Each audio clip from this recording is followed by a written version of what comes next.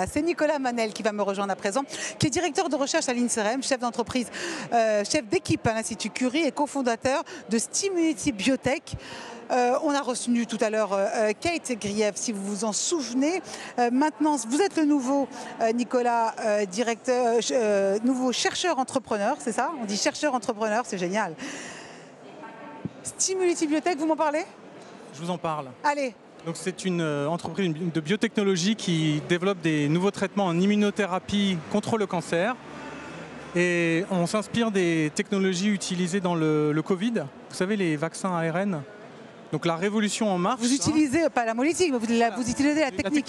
La technologie, voilà. Le vaccin de l'ARN messager, qui est une véritable révolution où ça va devenir les médicaments de demain en fait. Ce ne sera pas uniquement des vaccins, on va pouvoir traiter toute ta maladie avec ça.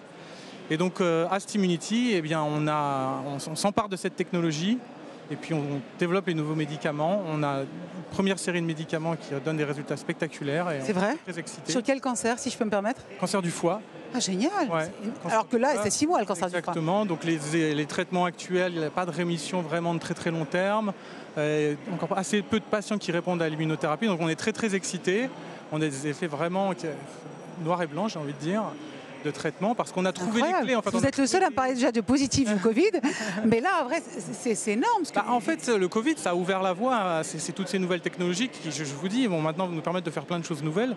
Maintenant, la question, c'est comment on va y arriver. C'est ce que je permettais de dire pendant l'intervention. Les investissements restent la difficulté. Quels investissements? Investissements scientifiques, économiques, industriels? Économiques. On n'investit pas encore assez sur vous? Il y a beaucoup d'investissements sur la recherche. En fait, la recherche est... Si, je suis très reconnu scientifiquement, bien financé. J'arrive à produire d'excellentes recherches et jamais assez. Une super équipe.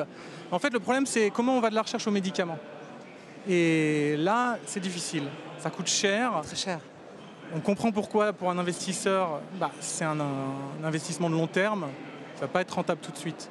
C'est difficile de trouver le juste milieu là. Comment on met d'accord les scientifiques, les besoins thérapeutiques, les patients qui ont besoin de ces médicaments et ce que sont capables de faire les investisseurs privés avec leur argent.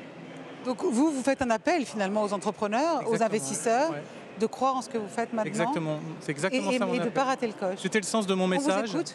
Eh bien, c'est-à-dire que c'est difficile de financer tous les projets, on ne peut pas financer tous les projets. Donc comment on va choisir, comment on évite les échecs? Mon intime conviction, c'est que les scientifiques, les bons scientifiques ont déjà été sélectionnés. Des systèmes de sélection, de reconnaissance à l'international qui marchent bien. Et on sait par le passé que ce sont les meilleurs scientifiques qui amènent aux révolutions de demain. Donc moi, mon message aux investisseurs, c'est écoutez les scientifiques, faites confiance à leurs évaluations, au benchmark international, à comment eux, ils sont perçus par leurs pairs. Et ne faites pas le travail d'évaluation à leur place. Pariez sur les meilleurs. Et vous verrez, demain, nous serons capables, nous aurons les médicaments de demain. Nicolas Manel, l'appel est lancé et je me permettrai de le relayer. Merci beaucoup. Je rappelle que vous êtes directeur de recherche à l'INSERM et chef d'équipe à l'Institut Curie, cofondateur de Steamunity Biotech. En tout cas, c'est très prometteur.